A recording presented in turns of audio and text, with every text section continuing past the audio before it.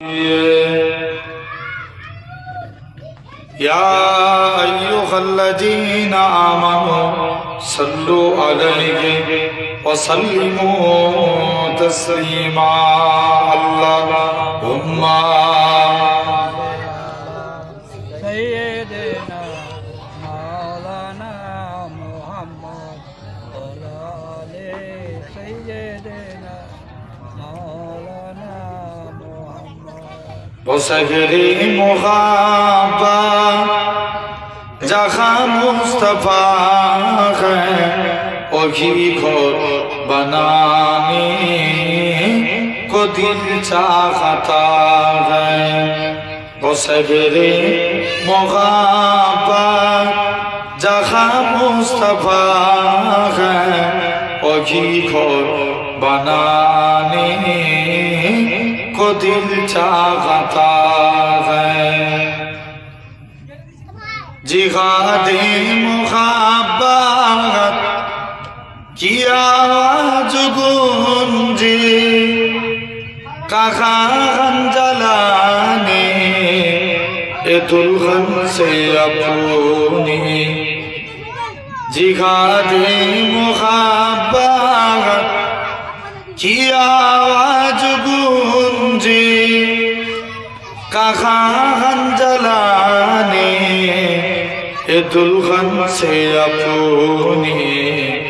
इजाजत अगर दो तो जाने सखादा लबों से लगाने को दिल चाहता है। बसगरे मोहब्बत जहाँ मुस्तफा है वही घर बनाने को दिल चाहता है।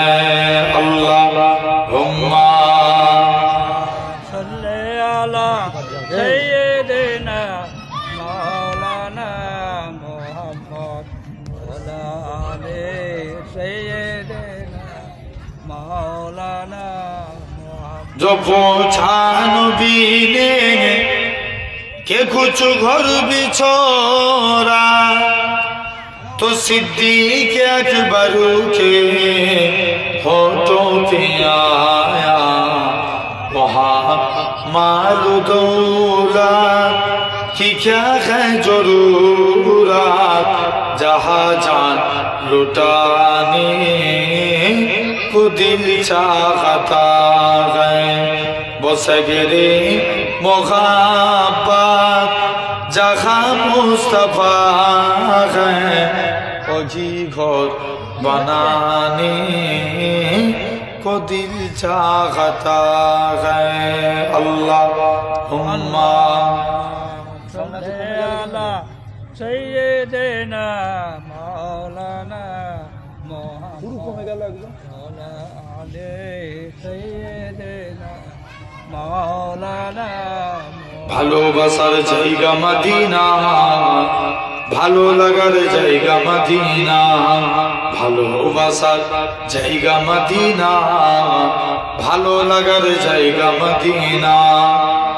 এত সুন্দর জায়গা কোথাও দেখি না এত সুন্দর জায়গা কোথাও দেখি না সাজিয়েছে দয়াল রব্বানা ভালো লাগার জায়গা মদিনা। জোরে বলো না সুবহানাল্লাহ, একটু জোরে হবে না? সুবহানাল্লাহ। ভালোবাসার জায়গা মদিনা ভালো লাগার জায়গা মদিনা। মদিনা শরীফে নূরের খাজিনা মদিনা শরীফে নূরের খাজিনা। আশিকি ছাড়া অন্য বোঝে না ভালো লাগার জায়গা মদিনা। একই দিন কবরে যাব কেউ তো যাবে না একই দিন কবরে যাব কেউ তো যাবে না যাবে আমার সাথে মদিনা ভালো লাগার জায়গা মদিনা। আল্লাহুম্মা सल्ले अला सय्यदना سيدنا مولانا سيدنا مولانا তুমি যদি কভু দেখা দাও হে অনন্য তবে হবে হবে জীবন আমার ধন্য। যে বলো না বক্স শুনি সাউন্ড বাড়া। তবে হবে হবে জীবন আমার ধন্য। কাটাতে পারি আমি লক্ষ কোটি বছর দুঃখের ঝরনা ডানা হে নয়নে ওঝর পাই যদি দেখা সামান্য তবে হবে হবে জীবন আমার ধন্য। তবে হবে হবে জীবন আমার ধন্য। অনন্তকাল আমি থাকিতে পারি বসে যদি বলো দেখা দিবে স্বপ্নে কবু এসে হক না সে মরু অরণ্য তবে হবে হবে জীবন আমার ধন্য। আল্লাহুম্মা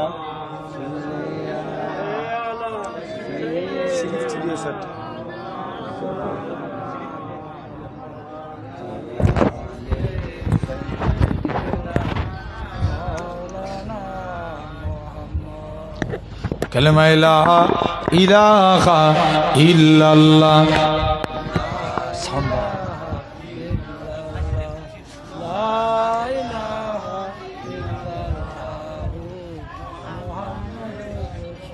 লা মাকসুদা ইল্লাল্লাহ লা মাওজুদা ইল্লাল্লাহ লা মাকসুদা ইল্লাল্লাহ লা মাওজুদা ইল্লাল্লাহ লা মাতলুবা ইল্লাল্লাহ লা মাহবুবা ইল্লাল্লাহ লা ইলাহা ইল্লাল্লাহ।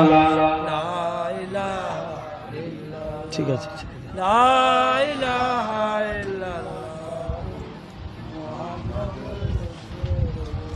সকলে পড়েন হাসবি রাব্বি জাল্লাল্লাহ মাফি কলবি গায়রুল্লাহ নূর মুহাম্মদ সাল্লাল্লাহ। জোরে জোরে পড়ো।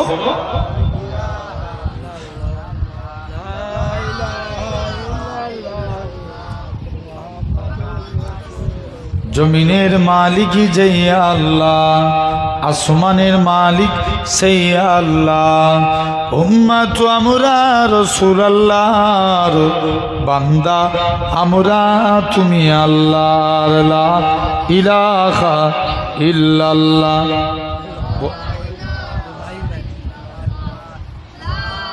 তোদের সুবা করে যাবনি আর বস এখানে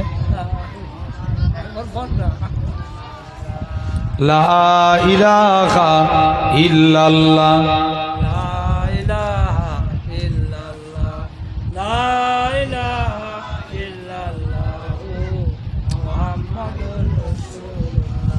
قال الله تعالى في كلام المجيد والفرقان الحميد ولمن خاف مقام ربه جنتان فبأي آلاء ربكما تكذبان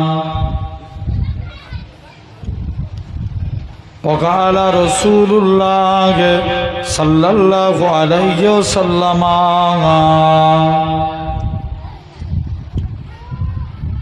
لا يؤمن أحدكم حتى أكون أحب إليه من ولده وولده والناس أجمعين प्यारे हाजिरान मजलिस उपस्थित এই মাহফিলে বসে থাকা বয়োজ্যেষ্ঠ আমার মুরব্বী চাচাজিরা, সমবয়স্ক সম্মানিত আল্লাহর হাজি বান্দা গণেরা, আল্লাহর নামাজি বান্দারা, বিশেষ করে আপনার এলাকার মসজিদের ইমাম সাহেব, এই এলাকার গৌরব সন্তান আমার নজরুল হাই সাহেব ভাই, সাথে সাথে সকলকে জানাই গুনাহগারের তরফ হতে পীরনগর দরবার শরীফের পক্ষ হতে আপনাদের জানাই আন্তরিক সালাম মোবারকবাদ। খিদমতে আপনাদের এসেছি দোয়া নেওয়ার উদ্দেশ্যে, আল্লাহ পাকের দ্বীন ইসলামের খিদমত।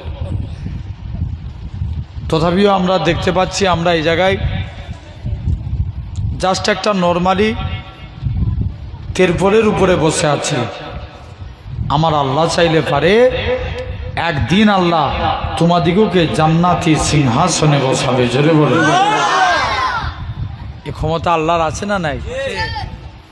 সে অনেক দিন, প্রায় 1 বছর এসিনি নিশ্চিন্তপুরে, তাই তো নাকি? আলহামদুলিল্লাহ আল্লাহ আনিয়েছেন।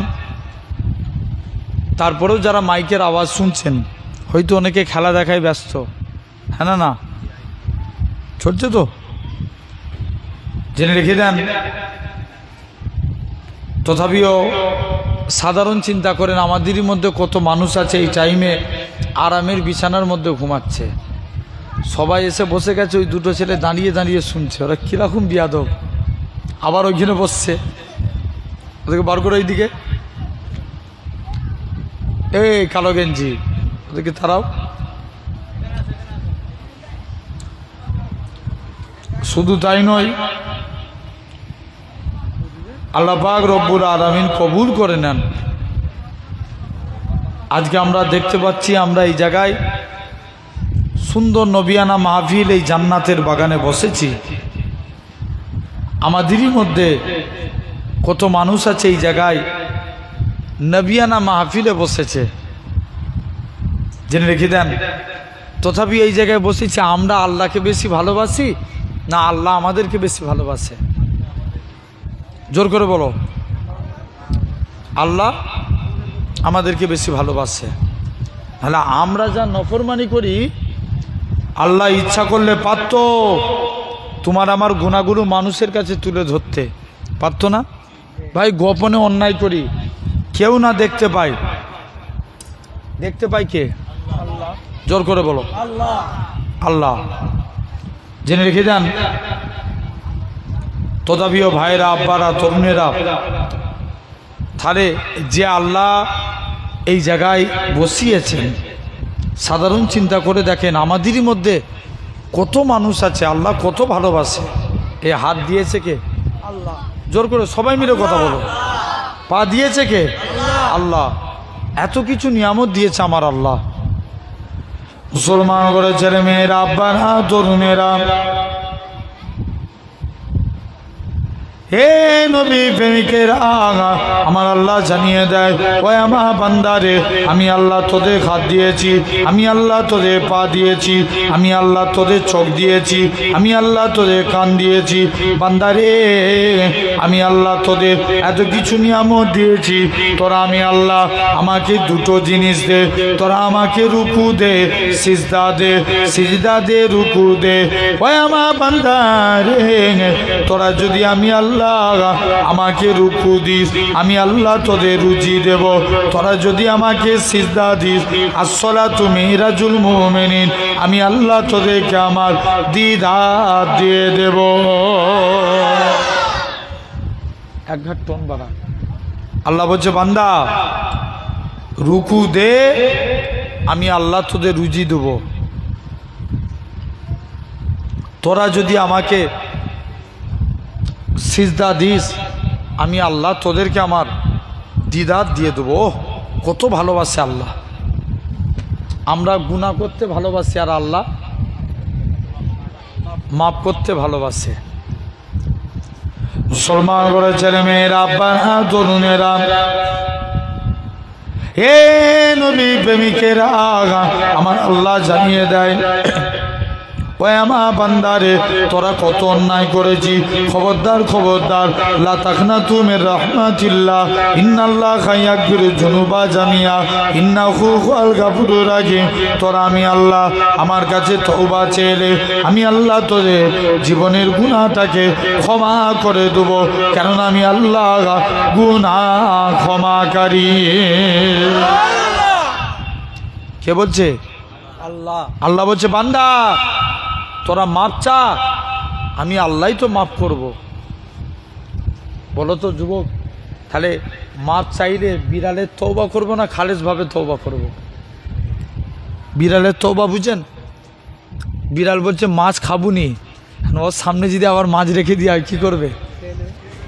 জোর করে বলো, হ্যাঁ কিন্তু সরিয়ে দাও একটু। বিড়াল আবার কিন্তু মাছ খেয়ে নিবে। আমাদেরও তওবা করা লাগবে। একটা মাতাল প্রতিদিন মদ খায় আর মনে মনে করছে আল্লাহ সবার সঙ্গে দেখা হয় যেন ওমরের সঙ্গে দেখা না হয়, আর যেখানে বাঘের ভয় সেখানে সন্ধ্যা হয়। জোর করে বলো, সেখানেই সন্ধ্যা হয়। আর প্রতিমধ্যে ওমরের সঙ্গে দেখা। ওমর বলছে কি ব্যাপার? বলছে হুজুর আজকের দিনে আপনার কাছে এসেছি। বলছে এই তুই কি দিয়ে যাচ্ছিস? জোর করে দেখাই। বলছে মাতাল তখন শুনছো, মাতাল তখন মন থেকে তওবা করছে, আল্লাহ তুমি যদি আজকের দিনে আমাকে মাফ করে দাও, আল্লাহ আমি জীবনে আর মদ খাবো না। মাতাল মন থেকে তওবা করে আল্লাহ তাকে মাফ করে দেয়। জোরে বলো সুবহানাল্লাহ। জেনে রেখে দেন। তথাপি আমার ভাইরা, আব্বারা, তরুণেরা, তাহলে মন দিয়ে শুনো, তাহলে এই দিল থেকে তওবা করলে আল্লাহ মাফ করে দেয়। হযরত ওমর একদিন রাস্তা দিয়ে হেঁটে হেঁটে যাচ্ছে, একটা যুবক ছেলে সিজদায় পড়ে কাঁদছে। ওমর বলছে এই তুমি কি অন্যায় করেছো? বলছে না হুজুর আমি একটা অন্যায় করেছি, আমার গুনাহটা কি মাফ হবে? কি অন্যায় করেছো বলো? বলছে না আমি তোমায় বলবো নি। মনে মনে করছো ওমর তো রাগী না ঠান্ডা? রাগী। জোর করে বলো, রাগী। রাগী। যদি ওমর তরবারি চালিয়ে দেয় গর্দান আমার নেমে যাবে আর মাপ চাওয়া হবে না। ওমর তৎক্ষণাৎ ওমর মনে মনে বলছে চলো তুমি আমাকে নবীর দরবারে নিয়ে চলো। মুসলমান করে ছেলে মেয়েরা, আব্বারা, তরুণেরা, এই জমগাই তোরা মানুষেরা শুনে রেখে দেন, এরা খুব ভাবে আল্লাহ নবী সাহাবী হযরতে ওমর যুবক ছেলেটাকে সাথে করে নিয়ে এরা খুব ভাবে আল্লাহ নবী দরবারে চলে গেলেন। আল্লাহ নবী দরবারে যে সালাম খানা দিতে লাগে, আসসালাতু ওয়াসসালামু আলাইকা ইয়া রাসূলুল্লাহ হাবিবাল্লাহ। আল্লাহ নবী সালামের উত্তর দিলেন, ও বাবা সাহাবী, ও বাবা ওমর তুমি কি জন্য সালাম দাও? ইয়া রাসূলুল্লাহ হাবিবাল্লাহ, একটা যুবক কি এমন অন্যায় করেছে তাই আপনার কাছে এসেছি। আল্লাহ নবী বলে, বাবা সাহাবীরা চলে যাও চলে যাও, আমার ওমরের কাছে চলে যাও। এই নওজোয়ান যুবকেরা, আল্লাহ নবী বলে, বাবা ওমর কি এমন অন্যায় করেছো বলো? এরা খুব ভাবে হযরতে ওমর বলে কি এমন, আল্লাহ নবী বলে কি এমন অন্যায় করেছো? যুবকটা কাঁদে আর বলে, ইয়া রাসূলুল্লাহ হাবিবাল্লাহ, হুজুর আমার অন্তর বলে, হুজুর আমার দিল বলে, হুজুর আমি যা গুনাহ করেছি আমার গুনাহটা মনে হয় আল্লাহ পাকের প্রথম আসমানের চাইতেও বড়। যুবকটা কাঁদে আর বলে, ইয়া রাসূলুল্লাহ হাবিবাল্লাহ, হুজুর আমি যা অন্যায় করেছি আমার গুনাহটা মনে হয় আল্লাহ এরা খুব ভাবে জমিনের চাইতেও বড়। আল্লাহ নবী বলে তোমার গুনাহটা কি জান্নাত জাহান্নামের চাইতেও বড়? যুবকটা কাঁদে আর বলে, ইয়া রাসূলুল্লাহ হাবিবাল্লাহ, হুজুর আমি যা অন্যায় করেছি আমার গুনাহটা মনে হয় আল্লাহ পাকের জমিনের চাইতেও বড়। আল্লাহ নবী বলে, ও বাবা যুবক বলো তো দেখি তোমার গুনাহটা কি আল্লাহর আরশে আজিমের চাইতেও বড়? যুবকটা কাঁদে আর বলে, ইয়া রাসূলুল্লাহ হাবিবাল্লাহ, হুজুর আমি যা অন্যায় করেছি, আমার মন বলে, আমার অন্তর বলে আমি যা গুনাহ করেছি, আমার গুনাহটা মনে হয় আল্লাহর আরশে আজিমের চাইতে বড়। আল্লাহ নবী বলে, ও বাবা যুবক, কি এমন অন্যায় করেছ বলো? যুবকটা কাঁদে আর বলে, ইয়া রাসূলুল্লাহ, হাবিবাল্লাহ, প্রতিদিন মানুষকে কবরস্থ করা হয়, কবর দিয়ে যে যার বাড়ি ফিরে চলে যায়। ইয়া রাসূলুল্লাহ, হাবিবাল্লাহ, হুজুর আমি কবরের ভিতরে প্রবেশ করে যায়, কাফনখানা খুলে সেটা বিক্রি করে জীবিকা নির্বাহ করি। আল্লাহ নবী বলে, বাবা যুবক, বেরিয়ে যাও, বেরিয়ে যাও, তোমার গুনাহটা আল্লাহ পাকের দরবারে মাপ হবে কি? আমি নবী এটা বলতে পারবো না, তুমি এখান থেকে চলে যাও। এই নওজোয়ান যুবকের আগা যুবক ছেলে কানা বলে, ইয়া রাসূলুল্লাহ, হাবিবাল্লাহ, হুজুর আমি এর থেকেও বড় অন্যায় করেছি। কি এমন অন্যায় করেছ বলো? ইয়া রাসূলুল্লাহ, হাবিবাল্লাহ, গতকাল একটা কোরআনের হাফেজা মেয়ে ছেলে ইন্তেকাল হয়ে গিয়েছিল, যেই মেয়েটাকে দেখার জন্য মদিনার শিল্পপতি ছেলেরা লাইন দিয়ে দাঁড়িয়ে থাকতো। ইয়া রাসূলুল্লাহ, হাবিবাল্লাহ, হুজুর আমি মেয়েটার কাছে চলে গেলাম, মেয়েটার কাপড় খুলে যখন কবর থেকে বেরিয়ে যাব, ইয়া রাসূলুল্লাহ, হাবিবাল্লাহ, হুজুর আমি ইবলিসের চক্রান্তে পড়ে গেলাম, ইবলিসের ধোকায় পড়ে ওই কবরের লাশের সাথে জিনায় লিপ্ত হয়ে গেলাম। আল্লাহ নবী বলে, বাবা বেরিয়ে যা, বেরিয়ে যা, তোর গুনাহটা মাফ হবে কি? আমি নবী বলতে পারবো না। এ নওজোয়ান যুবকের আগা এরকম ভাবে যুবক ছেড়ে 40 দিন সিজদায় পড়ে কাঁদতে লাগে। আমার আল্লাহ পাক জিবরাইল আমিনকে পাঠিয়ে দেয়, এ হযরতে জিবরাইল, চলে যাও, চলে যাও, আমার রাসূলুল্লাহকে জানিয়ে দাও ওই গুনাহগার যুবকের জীবনের গুনাহটাকে আমি আল্লাহ ক্ষমা করে দিয়েছি। কে মাফ করেছে? আল্লাহ। আল্লাহ। এখন বলো ভাই, যতদিন তোমার যৌবন সবাই তোমার দিকে তাকাবে, যৌবন শেষ কেউ তাকাবে? কথা বলো না, জি না, মাথা লালে হবে না, একটু মুখ দিয়ে কথা বলতে হবে, বলো। জি না, যৌবন শেষ হয়ে গেলে কেউ তাকাবে? জি না, কেউ তাকাবে না। যতদিন পকেটে টাকা 10টা 20টা বন্ধু ঘুরবে, টাকা শেষ, বন্ধু আছে। বন্ধুও শেষ। যারা সরকারি চাকরি করে কত বছর বয়সে রিটায়ার্ড হয়? 60 বছর বয়সে। আচ্ছা বলো তো ভাই, 60 বছর বয়সের পর মাস্টাররা কি লেখাপড়া করাতে পারে না? পারে। তারপরেও সরকার বলছে তোমার এক্সপায়ার ডেট। আর আমার সমাজে কিছু মূর্খ নেতা আছে, এরা হিন্দু মুসলমান করছে, জেনে রেখে দেন। বলছে আমরা হিন্দুদের উপকার করব। এই 26,000 যে চাকরি বাতিল হলো, মাত্র 2000 মুসলমানের চাকরি বাতিল হয়েছে। কত বললাম? 2000। তাহলে বাকি কত থাকে? 24,000 কারা বাতিল হলো, ঠিক না?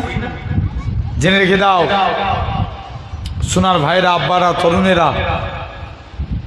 তাহলে আসেন, এই 60 বছর বয়সের পর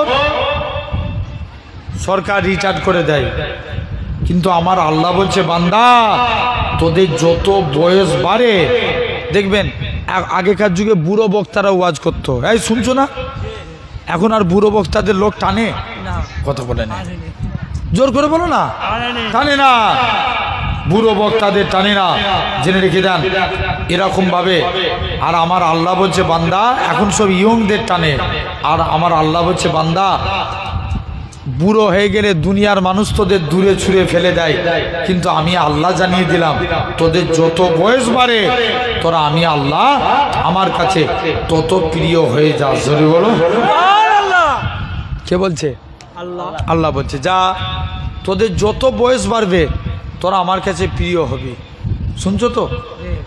এরকম ভাবে মন দিয়ে শুনো।